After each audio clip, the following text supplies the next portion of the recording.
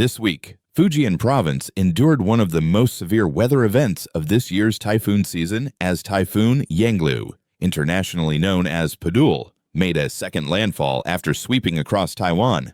The storm struck Jiangpu County, bringing torrential rain, fierce winds, and storm surges that placed the entire southeastern coastline of China on high alert.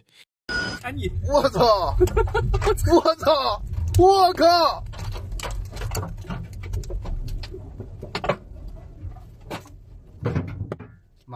Although Yanglu had weakened into a strong tropical storm by the time it made landfall, its destructive force remained immense. The Fujian Meteorological Bureau recorded wind gusts exceeding 110 km/h in many coastal areas.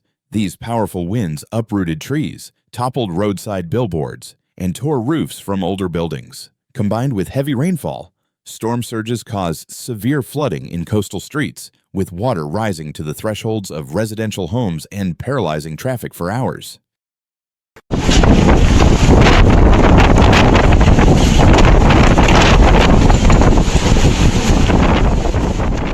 Within just 24 hours, rainfall totals in Zhengzhou, Xiamen, and Quanzhou surpassed 150 millimeters, with some weather stations reporting nearly 200 millimeters. The downpours triggered serious flooding in low-lying neighborhoods, forcing authorities to shut down tunnels, underpasses, and sections of major highways. In Zhengzhou's urban center, drainage crews operated high-capacity pumps to ease flooding. River levels across the province rose sharply, prompting hydrological stations to issue a secondary flood warning and urge riverside communities to prepare for possible evacuations.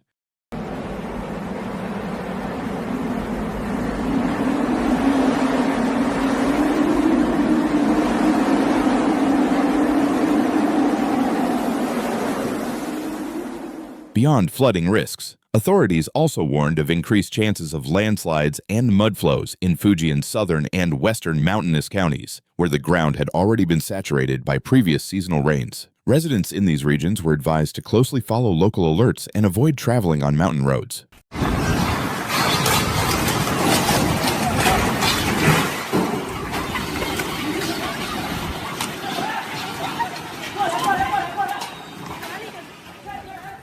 The storm's impact also spread across Fujian's economic and social infrastructure. Major ports in Xiamen and Quanzhou were temporarily closed due to rough seas, and more than 800 fishing vessels sought safe harbor ahead of the landfall.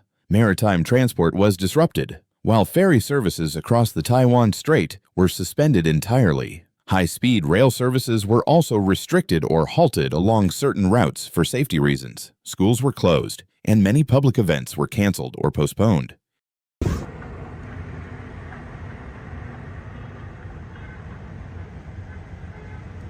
In Sanminx, power outages were reported across several counties after strong winds damaged transmission lines. Emergency repair crews worked overnight under challenging conditions to restore electricity, with priority given to hospitals, emergency shelters, and water treatment facilities.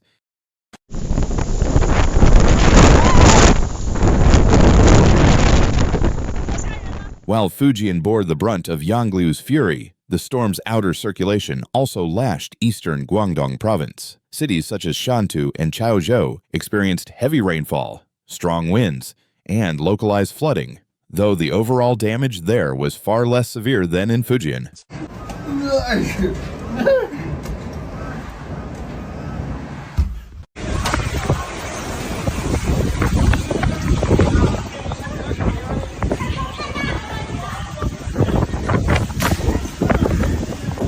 By Thursday evening, the storm's core had moved further inland and begun to weaken, but officials warned that the danger was not yet over. Residual rainfall and unstable weather patterns were expected to persist for several days, raising the risk of flash floods and additional landslides. Disaster assessment teams were deployed to survey damage to infrastructure, agriculture, and the wider economy.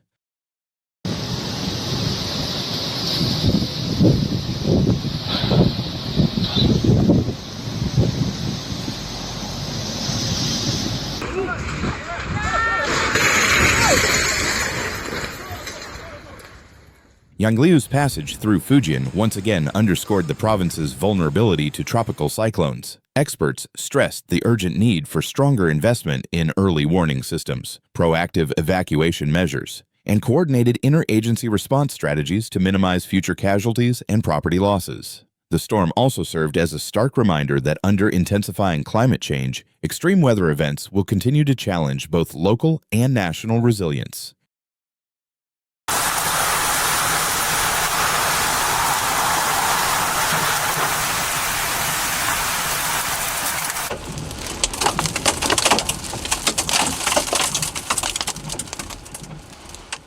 A whirlwind suddenly struck, and in an instant, the Green Bay 58 QN7105 capsized in Ha Long Bay, Quang Ninh. All 49 people on board, including crew members and tourists, were submerged. On the morning of July 20th, 2025, shockwaves rippled through the public as news spread of a tragic incident involving a capsized tourist boat off the coast of Ha Long Bay, Quang Ninh Province. Out of the 49 people aboard, rescue teams have confirmed the recovery of 45 individuals, 10 injured, and 35 confirmed dead. The disaster has prompted swift and determined rescue operations led by both the central government and the provincial leadership of Quang Ninh.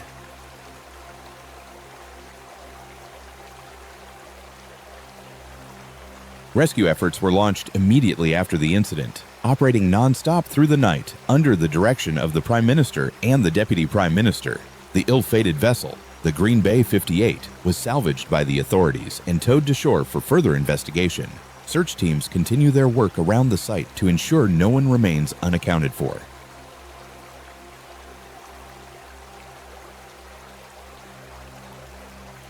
The province has mobilized all available resources, including forces from the Quang Ninh Military Command, Border Guards, the Provincial Police, the Ha Long Bay Management Board, the Naval Region 1, and several professional diving teams. More than 1,000 personnel and over 100 rescue vehicles have been deployed to search for the missing victims.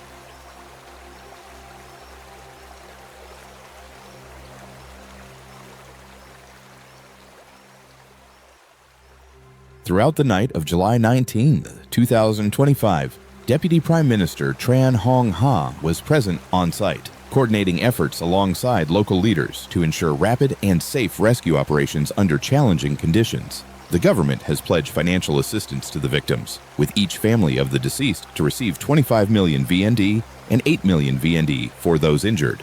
The Vietnam Fatherland Front Committee of Quang Ninh Province has provided additional support of 5 million VND for each fatality and 3 million VND for each injury. Several local businesses have stepped in with further donations, offering 40 million VND for each deceased individual and 25 million VND for each injured.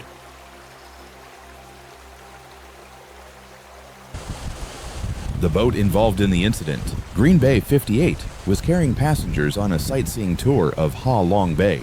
The vessel was operated by owner Duan Van Trin, and it was fully certified with safety documentation, having received its technical safety certification in May 2005. The boat was designed to carry up to 48 passengers. In response to the disaster, businesses in the area, including those from the local Quang Ninh Youth Business Association, have stepped up to support the victims. One business volunteered to offer free accommodation for the victims' families, and several hotels in the Bai Che and Ha Long areas have provided discounted rates or free stays for the families of the victims and rescue workers.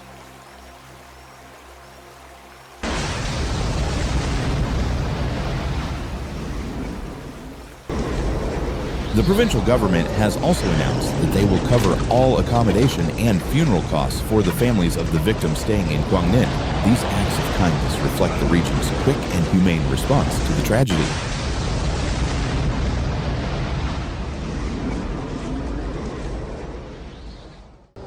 Initial assessments suggest that the incident has caused significant financial damage, and officials are currently evaluating the extent of the damage to both the local infrastructure and the families involved.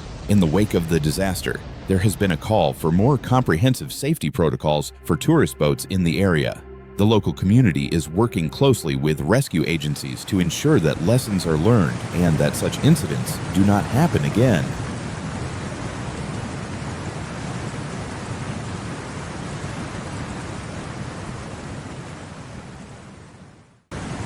The incident has left a profound impact on the residents and families of the victims. Quang Ninh Province is continuing to provide support as they assess the damage and assist the survivors. The entire community is focused on healing and recovering from the devastating loss, while local authorities are working to improve safety measures to prevent future tragedies.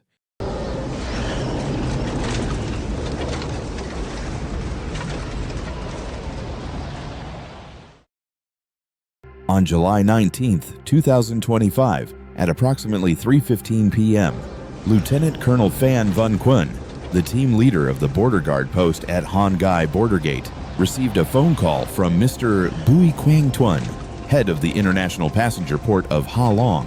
The call informed him that they had lost contact with the Green Bay 58, a tourist boat that had capsized.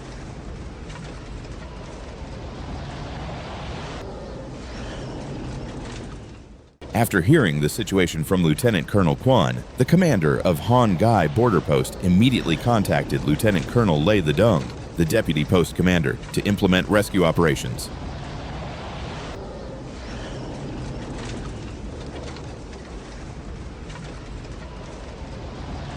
Within just 10 seconds of the call, heavy footsteps echoed down the corridor of the border guard post. Lieutenant Colonel Dung directly led a team preparing rescue boats, life jackets, and other equipment to be deployed to the site. At the same time, another team of border guards on patrol in Ha Long Bay was redirected to assist in the rescue efforts.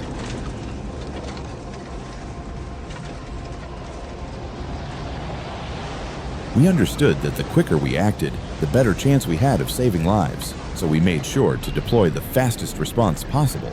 Lieutenant Colonel Dung explained about the urgency of the situation. After 15 minutes of navigating through heavy rain and strong winds, the border guards reached the site where the Green Bay 58 had capsized. At the stern of the boat, about 1 meter above the water, 3 people were clinging to the rudder. When we arrived, the first boat had already reached the scene and rescued 4 people who were holding onto the boat. The 3 others had climbed onto the part of the hull still floating and were waving for help. 1 woman was exhausted, and another man had suffered severe leg injuries from broken glass. Lieutenant Colonel Dung recalled, describing the moment they reached the disaster site. The rescue team immediately took action, guiding the boat closer to the capsized vessel. One of the border guards jumped onto the boat's hull with a rope to secure the rescue boat. One by one, the 3 trapped individuals were brought aboard the rescue boat. Lieutenant Colonel Dung mentioned that after rescuing the 3 individuals, they searched the surrounding area but didn't find any more people calling for help. Given the victims' weak condition, they quickly directed the team to bring them back to shore for medical treatment. It took about 30 minutes from the time we left the dock to reach the scene, rescue the victims, and bring them back to shore. We were racing against time and weather, looking for every opportunity to save lives, Lieutenant Colonel Dung said. Once the victims were brought to shore, the Border Guard Command quickly dispatched an ambulance to provide first aid before transferring them to the provincial hospital. Meanwhile, the rescue boat turned around and headed back to the capsized vessel to continue the search. The team was able to rescue 3 more people who had been saved by the Border Guard of Hai Doi 2. Some of the survivors, still in pain and panic, asked to use our phones to contact their families and reassure them. We kept encouraging them to stay calm and not panic as we brought them to shore for medical care, Lieutenant Colonel Viet An recounted. The prompt and heroic actions of the border guards have been widely praised, as they managed to save many lives despite the difficult conditions, including harsh weather and the frantic nature of the rescue operation. The incident highlighted the resilience and quick thinking of the local authorities in handling such a grave situation. World changing, disasters are no longer rare, they are reality. You cannot predict the next earthquake, flood, or wildfire, but you can choose how ready you are. This channel isn't just here to inform, it's here to wake people up before it's too late. So if you're watching this now, take it as a sign. Don't just scroll, don't just watch. Subscribe, learn, and prepare. because awareness isn't fear, it's power.